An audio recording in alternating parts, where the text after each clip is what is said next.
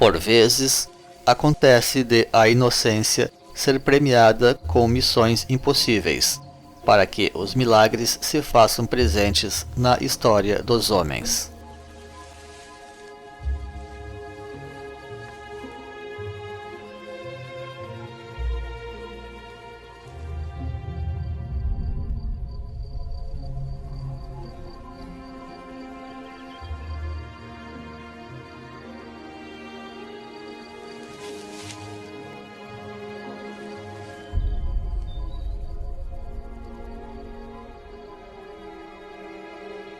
Joana.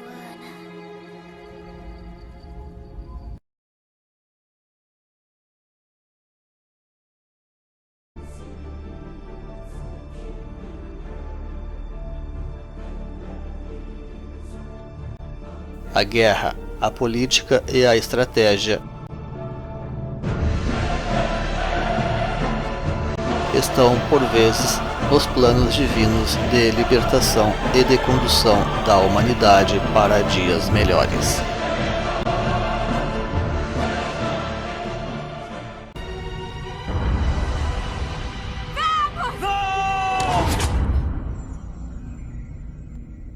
As provações também são parte do caminho.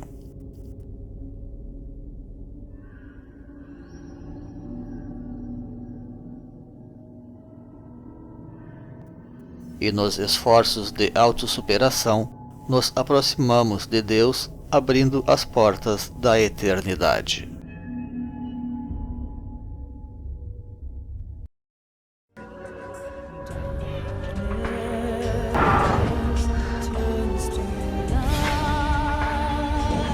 Pois, mesmo nos estertores da morte, o justo alcança encontrar caminhos para uma nova vida.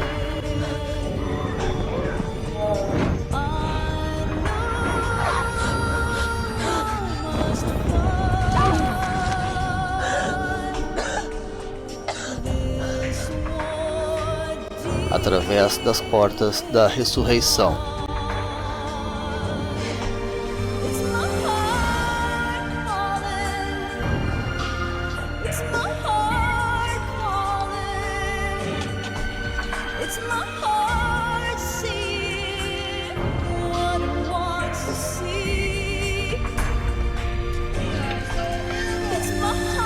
A fim de dar prosseguimento à grande batalha.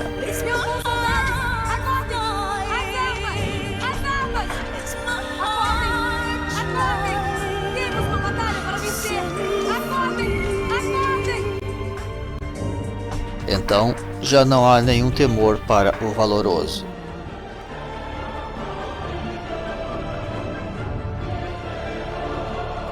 Sabedor que a alma tem vida própria e glória imortal.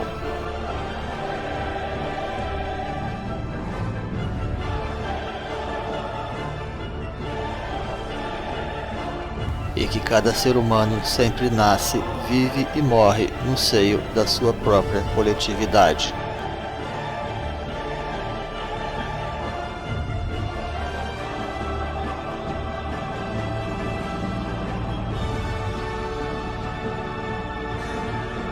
Sob o pano de fundo irretocável do infinito.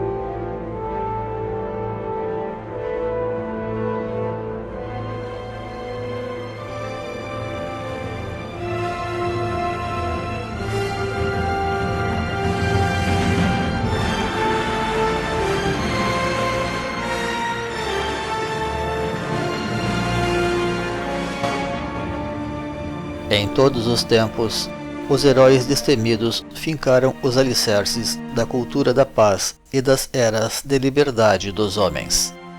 A luta dos grandes heróis representa tanto a vitória sobre as próprias fraquezas, como o sucesso perante desafios coletivos intransponíveis para o homem comum, contra impasses históricos, onde o enfrentamento direto e pessoal dificilmente traz os resultados necessários.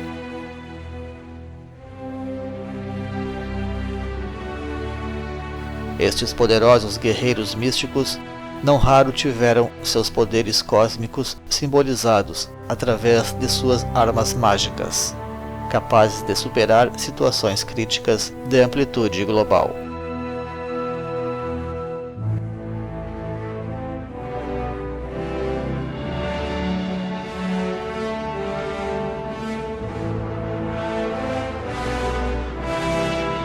Os épicos antigos nortearam toda uma grande época da civilização, através do ideal do heroísmo, da abnegação e da solidariedade social. O interesse humano pelos épicos traduz a atração pelas narrativas grandiosas, que assombra e faz a alma sonhar, e nossos tempos não são nisto diferentes. Basta ver o sucesso incomparável que tem alcançado temas míticos e medievais nas artes, seja literatura ou cinema, entre outras que vêm surgindo a cada ano.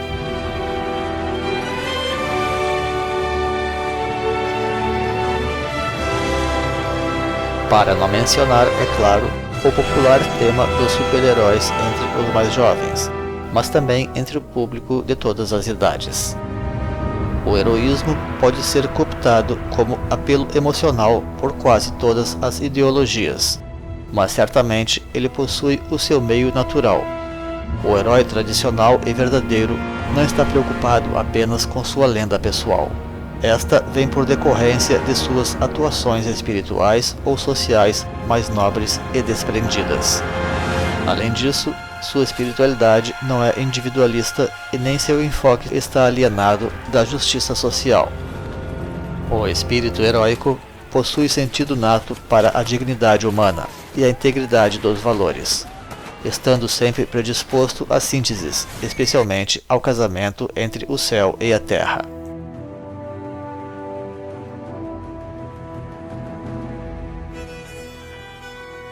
Quando organizadas, estas castas de heróis também puderam transformar as civilizações decadentes e estagnadas com a forja de seus braços e de suas mentes, não raro guiados por mentores de alta estirpe da sabedoria eterna.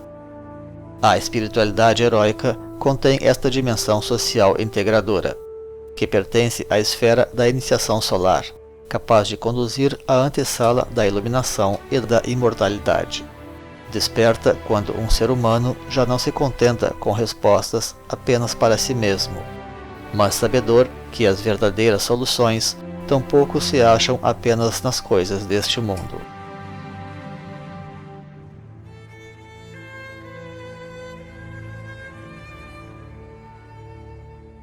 Deve soar evidente, afinal, que estes processos históricos estão profundamente associados aos mitos de Shambhala e de Agartha, através do ideário fundamental do Guerreiro da Luz, que transvasa para o conceito do Rei Sacerdote da Sinarquia Eterna, para culminar nos avatares e mesmo nos deuses guerreiros de todas as épocas e locais da Terra, protagonistas das lutas místicas onde o heroísmo abnegado facilmente se encontra no território do milagre, sob a tutela cósmica dos dharmas emergentes no planeta e das legiões de anjos que o custodiam misticamente.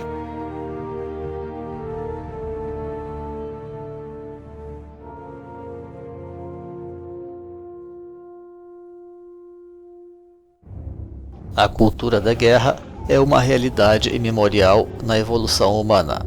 Porém, a partir do cicloário, se consolidaram certos preceitos especiais.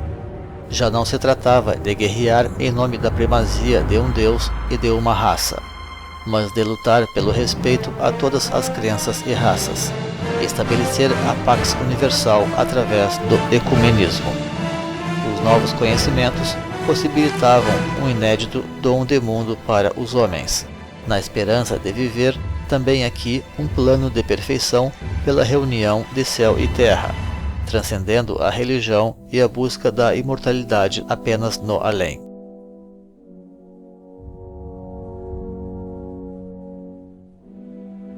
Boa parte das lutas dos antigos heróis fora para destruir aberrações herdadas de raças anteriores, como eram certos guerreiros poderosos, grandes feiticeiros e líderes opressores, e não raro tudo isto reunido para terror dos cidadãos indefesos. Os titãs e os cíclopes são representações simbólicas destes heróis antigos, agindo seja para bem, seja para mal, ou mesmo de maneira dúbia, assim como os centauros posteriores dos mitos gregos. E pouco a pouco, o ser humano foi estabelecendo novos códigos de evolução, superando antigas aspirações de poder pessoal, espiritual ou social, em nome de um novo sentido de liberdade cósmica.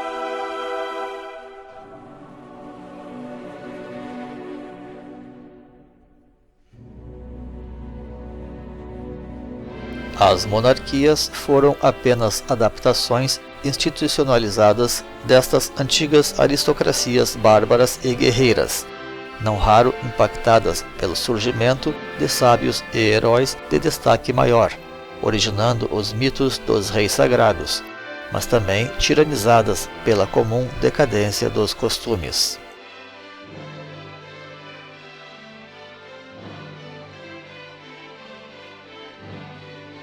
As invasões bárbaras sobre as civilizações decadentes têm sido hoje mostradas como simples atos de destruição, mas apenas porque nossa própria civilização também se acha altamente decadente ou comporta há tempos os germes da degeneração.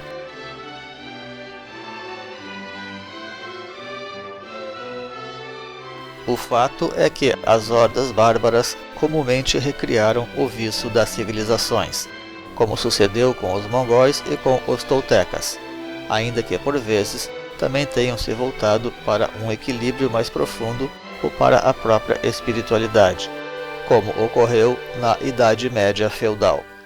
A sociedade heróica, uma vez fundida com a civilização, resulta na classe da aristocracia, destinada culturalmente a preservar a liberdade e o refinamento das nações através do valor e do idealismo.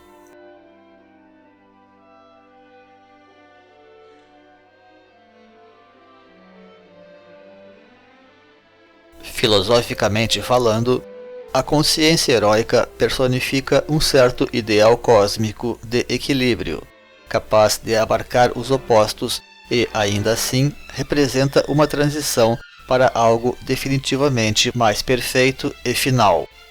A rigor, podemos definir este ideal supremo subjacente como sendo a própria compaixão, que estaria por detrás de toda a criação e dos mecanismos da evolução. Ao mesmo tempo, esta consciência heróica possui aquilo que se chamaria hoje de qualidades quânticas, por estar alinhada com o aspecto fluido e mais elevado da energia cósmica, representando assim uma condição futurista e extremamente moderna.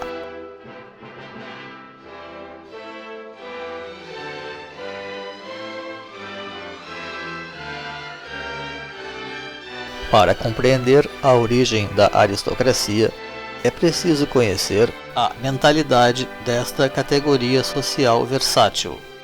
O espírito de nobreza remonta a uma condição de alma que arma o espírito contra o mal interior do próprio ser humano. Uma luta interna do bem contra o mal que requer disciplina e orientação constante. Daí a premissa de ordem ou hierarquia presente nesta e em outras categorias sociais idealistas, como também é o clero.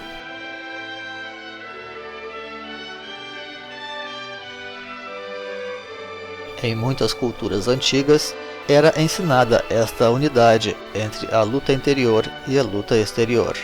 mesmo porque uma pessoa internamente indisciplinada não poderia ser um bom soldado ou guerreiro. Aqueles que desenvolviam em tática e inteligência se tornavam políticos ou estrategistas, contando também o interesse pela coisa pública.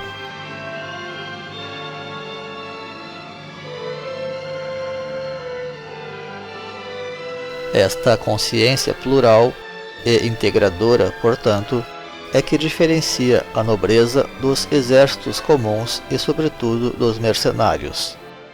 E este quadro de disciplina moral se projeta naturalmente na sociedade humana, em especial nas relações entre as nações. Seu grande objetivo é proteger a sociedade e a cultura da servidão e da escravidão, através da desalienação do ser humano em relação aos valores mais essenciais e humanos, porém não tão limitados ao espírito como tenderia a fazer o clero, mas com maior empirismo e dimensão social.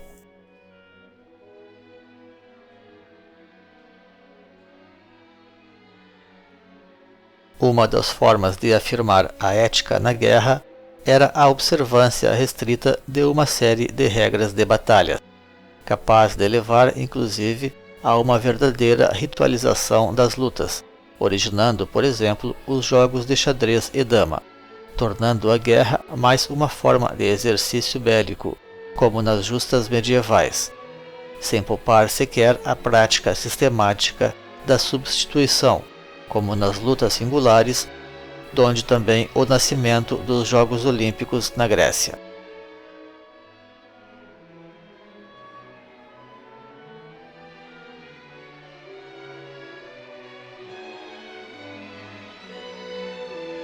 Para a nobreza, simplesmente não existe espaço para a ideia de que os fins justificam os meios, especialmente quando estes atraiçoam os próprios fins. E se os nobres se decidem por fim pelas armas, é porque esta ainda será a forma mais limpa e honesta em meio a toda uma hipocrisia sem fim.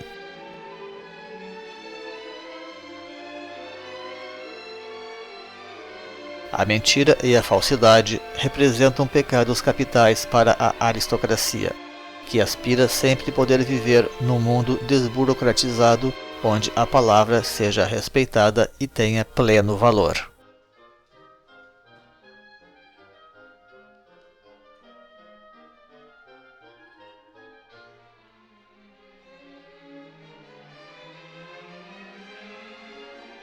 Desde então, a guerra tem se tornado arte e ciência.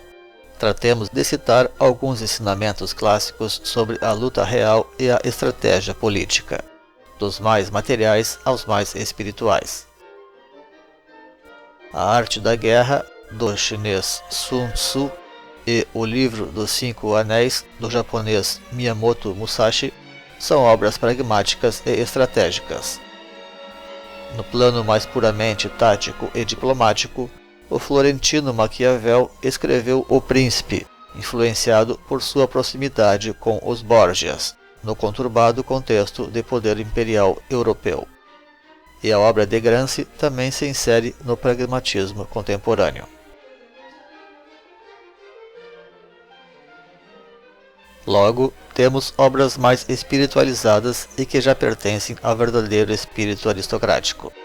O Tao Te Ching, do chinês Lao Tse, é um manual de política superior. E o Bhagavad Gita hindu é mais considerada obra plural de luta e de busca interior. Tao significa caminho, e seu livro mostra um governante sábio que não interfere nas iniciativas da sociedade, sem deixar de ser um árbitro justo. E o Gita é um excelente manual para o guerreiro, porque ensina as bases da yoga a partir do serviço desinteressado, ou Karma Yoga. Pois a grande chaga da política está na colocação dos interesses pessoais acima da coisa pública, produzindo uma militância amadora e distorcida.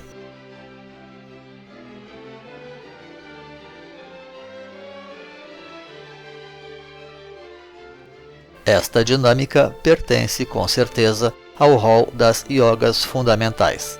No entanto, isto apenas significa que o guerreiro espiritual está atuando de forma profissional na sua própria formação, partindo das bases como deve ser, e colocando alicerces sólidos na sua senda, com toda a humildade e justiça necessária, coisa que permitirá, a seu tempo, manifestar a mesma autoridade daqueles a quem um dia buscou para lhe orientar.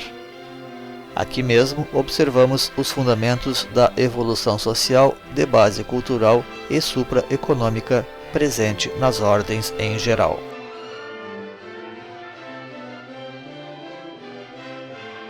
Nisto entra a questão do reto cumprimento dos próprios deveres. O sentido de dever é, na verdade, universal, para cada pessoa, para cada casta, etc. Todos têm os seus deveres a cumprir, até mesmo para evoluir pessoalmente. Contudo, existe aqui uma ênfase especial em relação ao guerreiro, ao nobre, já que seus desafios são também mais complexos. Pois, como diria Carlos Castaneda, o maior inimigo do guerreiro espiritual é o poder. Nem sempre cabe renunciar ao poder, mas apenas atuar de forma impessoal e devidamente orientada, em função das complexidades objetivas e subjetivas desta função.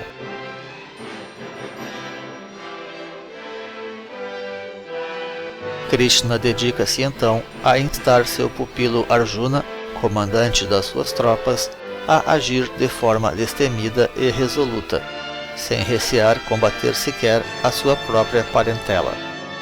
Pois se o pecado do ignorante é a inação, e o pecado do esperto é a má ação, o pecado dos bons é a omissão, mesmo porque estes idealistas são por natureza amantes da paz e da concórdia. Então, os nobres devem encontrar os caminhos corretos da ação, fugindo das armadilhas da omissão, inclusive de confundir ser pacífico com ser passivo.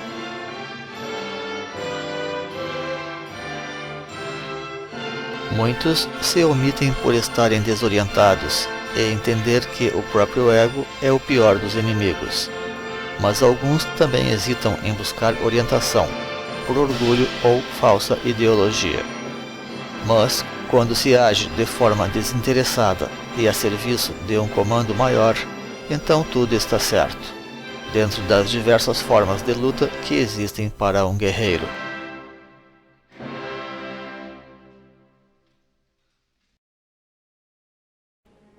Bruce Lee legou um trabalho eclético nas artes marciais, e o estilo Tai Chi Chuan representa uma prática espiritualizada a elas associada. Como contraponto a Maquiavel, se recomenda conhecer a Ciropédia de Xenofonte, a clássica biografia idealizada do rei Ciro o Grande, que trata da formação do bom príncipe. Além, é claro, da chamada literatura de cavalaria, ou do ciclo do Graal no geral.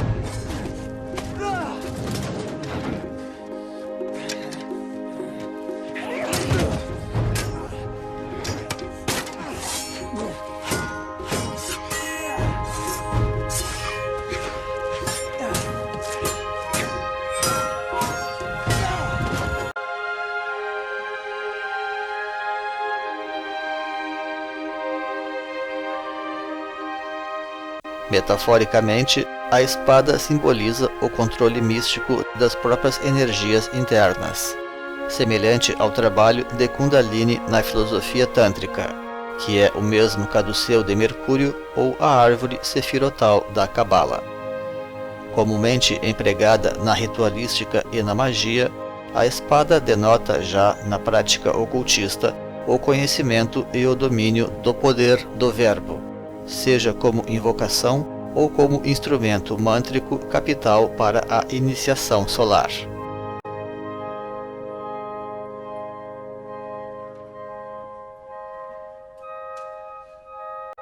O metal da espada representa a idade dos metais que caracterizou o período Áryo, mas também simboliza o plano mental, que define o trabalho espiritual e cultural desta humanidade, especialmente através da meditação, que é a yoga do plano mental. O símbolo de tudo isso é a sílaba semente Aum, ou foneticamente o Om.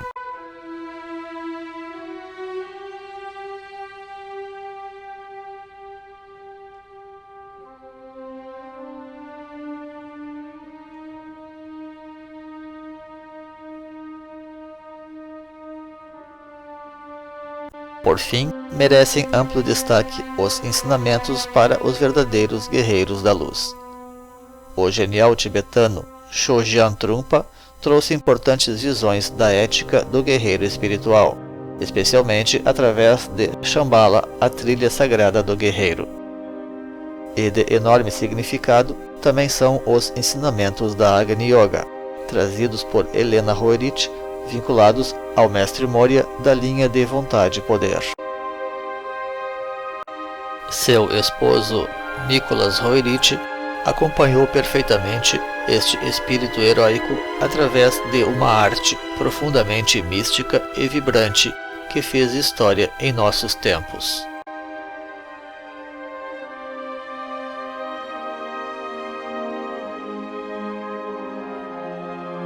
Aqui já existem informações técnicas importantes para o futuro, mas convém completar com as instruções esotéricas de Alice Bailey, nem sempre muito acessíveis, é verdade, de modo que temos tratado de apurar didaticamente seus conteúdos. E não poderíamos deixar de mencionar o sincretismo místico de Carlos Castanheda, centralizado no ideal do guerreiro viajante, onde se inclui questões prós e contras ao sensível tema das plantas de poder, nome aliás bem pouco adequado, considerando o uso pouco criterioso que se faz destes antigos e poderosos recursos.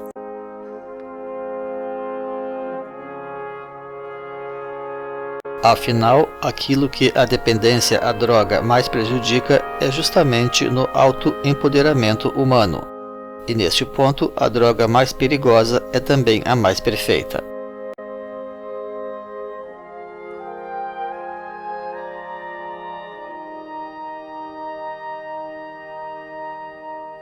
Este autoempoderamento apenas pode ser alcançado através das práticas heróicas e pela própria espiritualidade tradicional, e cada vez mais avançada no quadro das revelações mundiais e de técnicas esotéricas.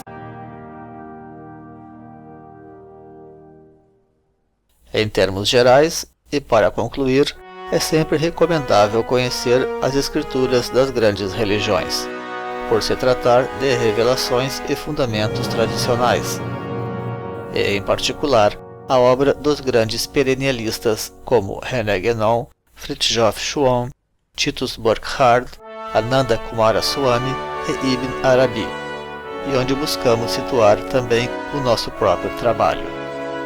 Neste quadro, desponta o notável porta-voz da nobreza tradicional que é Júlio Zévola, cujas elucubrações sobre a Revolução Conservadora não têm deixado de influenciar as ideologias modernas.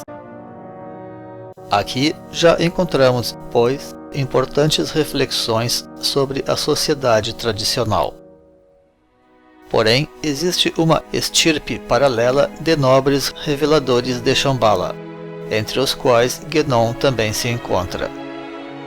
A sociologia esotérica ou holística encontra importantes chaves nas considerações de Fabre d'Olivet e de Saint-Ives d'Alvendre.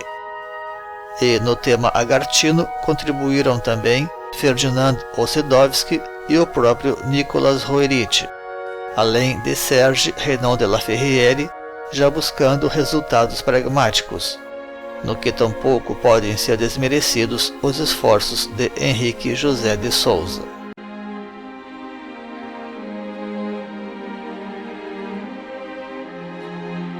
No mais, as transformações sociais podem ser aferidas através dos ciclos da humanidade, sujeitos a serem identificados através das diversas formas de astrologias e de calendários sociais.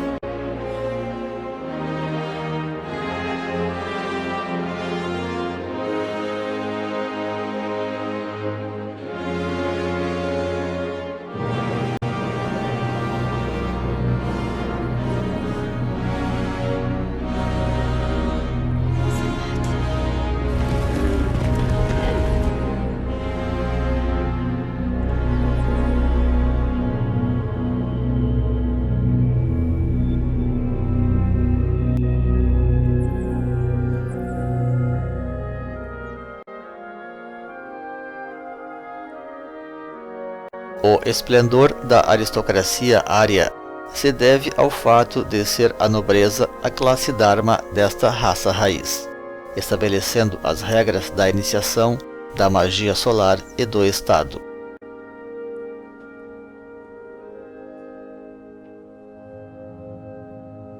Da mesma forma que a anterior raça raiz atlante estabeleceu a religião, os clãs, a agricultura e o comércio. E a raça raiz americana emergente determinará a iluminação, as almas gêmeas e a planetarização das coisas.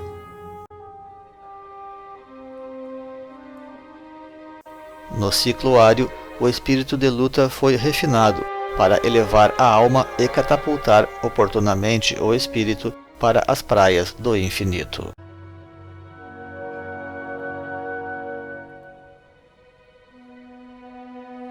A sociologia sul-americana tem primado a miúde por propugnar a valorização do heroísmo e da cultura. Afinal, se trata de sociedades em construção, onde toca o valor humano para afirmar a liberdade e para definir o novo modelo de humanidade que se quer, além da necessidade de preservar e de refinar a própria cultura local.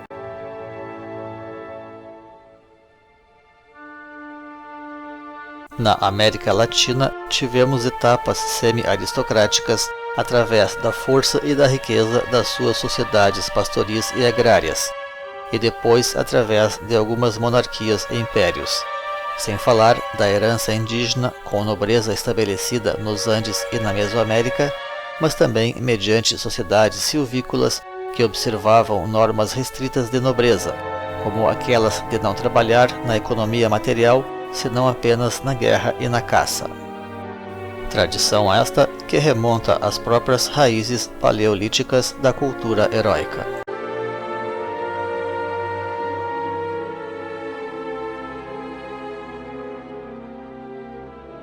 Este espírito heróico, profundamente arraigado na longeva formação humana, sabidamente teve, na solidariedade, o diferencial para promover o sucesso e a vitória de nossa espécie perante outras, e após haver se sacralizado sob a égide de Shambhala, na transição para o Neolítico, não esmoreceu de todo durante a adoção do sedentarismo de massas que se seguiu, mas sendo antes preservado através de várias instituições culturais, sociais e econômicas, não faltando sequer as culturas recalcitrantes que, por muito tempo, recusaram o novo momento cultural.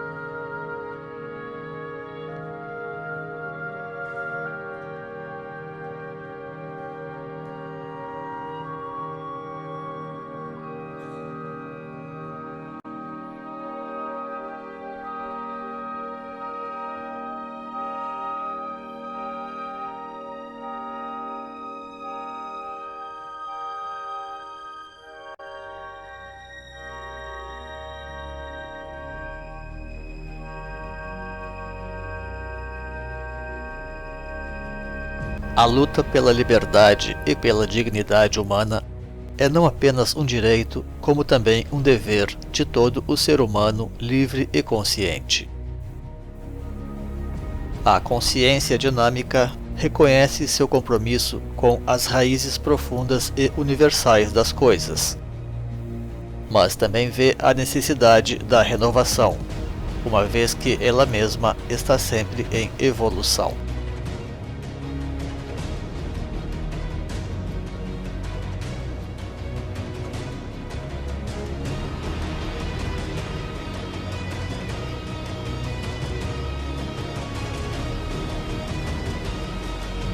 Os focos de estagnação, opressão e superstição devem ser combatidos ou neutralizados pelo bem do todo.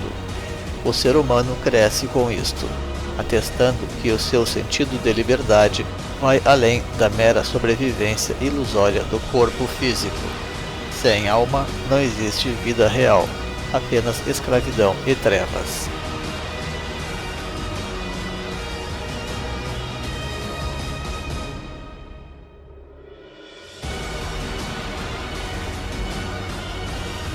Lutar pela liberdade de consciência neste mundo representa construir uma ponte para o infinito.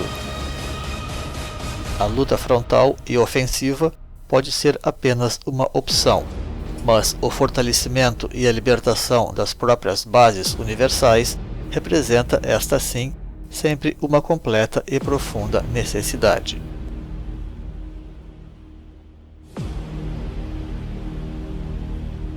Somente assim, um novo amanhecer pode sempre despontar no mundo.